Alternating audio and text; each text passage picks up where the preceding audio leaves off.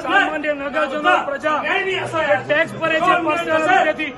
તમે જે ચૂંટણીને લોકશાહીનો સૌથી મોટો તહેવાર માને છે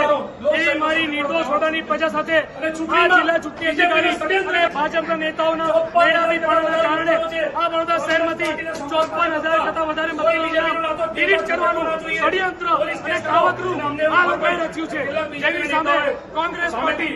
જ્યારે 19 ડિસેમ્બરે મતદાનથી બહાર ખબર નથી અમે કરી દઈએ છીએ તો એમને 10 વખત લેખિત આવેદનપત્ર આપ્યા। અમે કલેક્ટર સાહેબને સાહેબ કીધું, અમે આરએસસી ને સાહેબ કીધું, સાહેબ તો માથે અને પ્રજા ટેક્સ ભરે છે ત્યારે આ લોકોને પગાર મળે છે, ત્યારે આ લોકો અમારો જવાબ કરે છે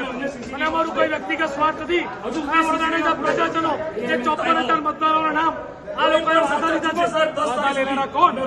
વાંધા લેનારા ચૂંટાયેલા કોર્પોરેટરો ભાજપના એમાં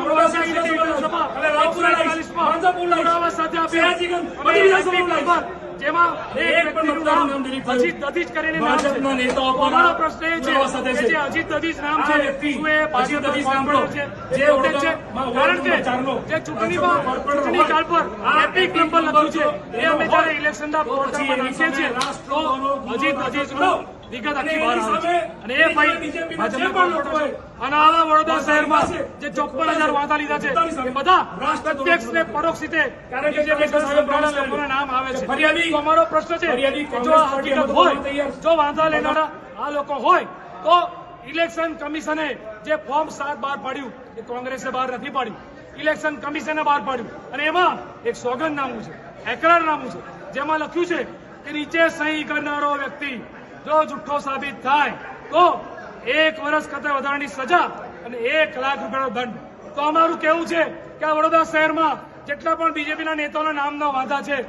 એ બધાએ ખોટા વાંધા રજૂ કર્યા છે તો એની સામે ફોજદારી ગુનો નહીં, રાષ્ટ્રદ્રોહનો ગુનો દાખલ કરો એ કોંગ્રેસ પાર્ટીની માંગણી છે। તમે જોયું હશે કે અમે હંમેશા જિલ્લા ચૂંટણી અધિકારી હોય કે આરએસી હોય કે તમામ વિધાનસભાના ઈઆરઓ હોય કે બીએલઓ હોય, અમારા કોંગ્રેસ પાર્ટીના એક સિપાહી એક કાર્યકર્તાએ દરેક બૂથમાં અમે એમને સાથ સહકાર આપ્યો, પરંતુ આજે કોંગ્રેસને ચૂંટણી હરાવવા માટે જે જિલ્લા ચૂંટણી અધિકારી અને ભાજપના નેતાઓ ભેગા થઈને કોંગ્રેસને ચૂંટણી હરાવવા માટે